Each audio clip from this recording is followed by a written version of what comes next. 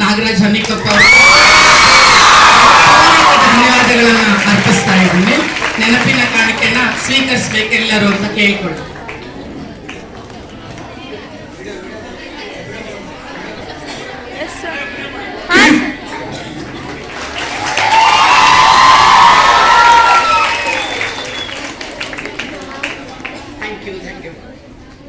ಎರಡನೇದಾಗಿ ರಾಜ್ಯಶಾಸ್ತ್ರ ಉಪನ್ಯಾಸಕರಾದ ಶ್ರೀಮತಿ ಸುನೀತಾ ಜಿ ಹಿರೇಮಠ್.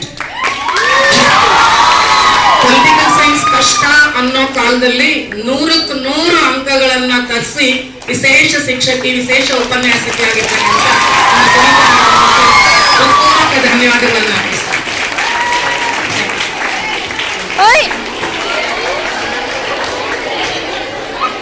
ಇನ್ನು ಮೂರನೇದಾಗಿ ಹಿಂದಿ ಉಪನ್ಯಾಸಕರಾದ ಶ್ರೀ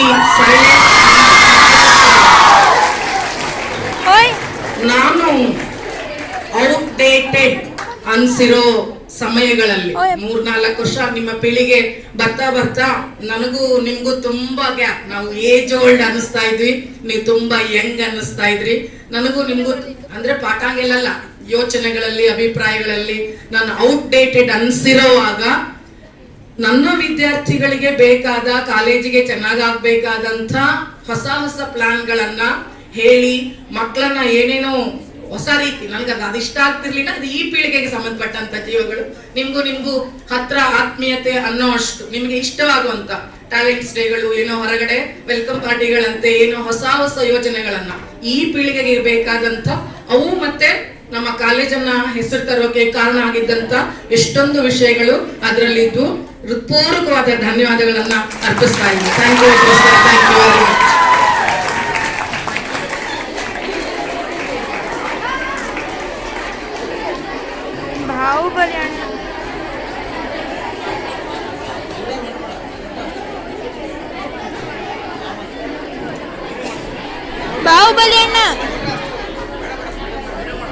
ಮಚ್. ಶ್ರೀಮತಿ ಸಾವಿತ್ರಿ ಬಿ ಅಣ್ಣಿಗೇರಿ, ಕನ್ನಡ ಉಪನ್ಯಾಸಕರು.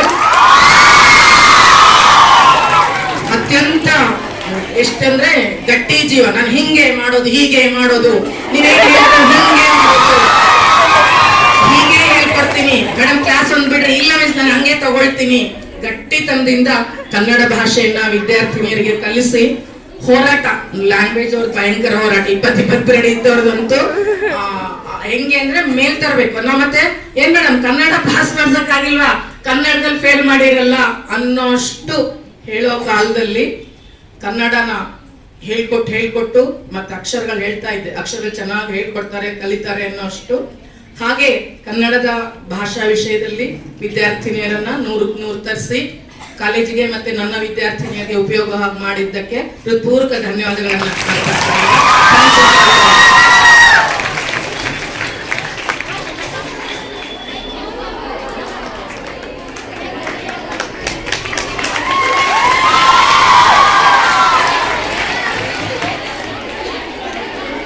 Shri Noorul Hussain, commerce lecturer.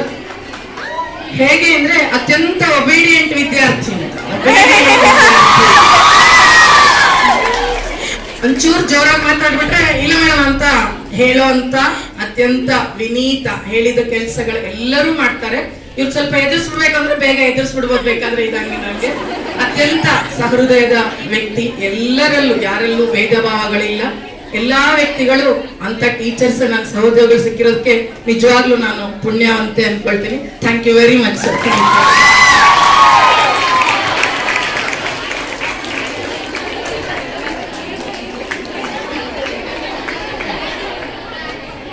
Hello,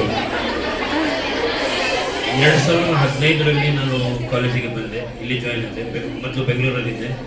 ಇಲ್ಲಿ ಬಂದ ನಂತರ ನನಗೆ ಇಬ್ಬರು ಹಿರಿಯ ಅಕ್ಕರಾಗಿ ನೋಡಿಕೊಂಡಂತಂದ್ರೆ ಒಂದು ವಿನೋದಮ್ಮ ಮೇಡಮ್ ಮತ್ತೆ ಸುಜಾತಮ್ಮ ಮೇಡಮ್.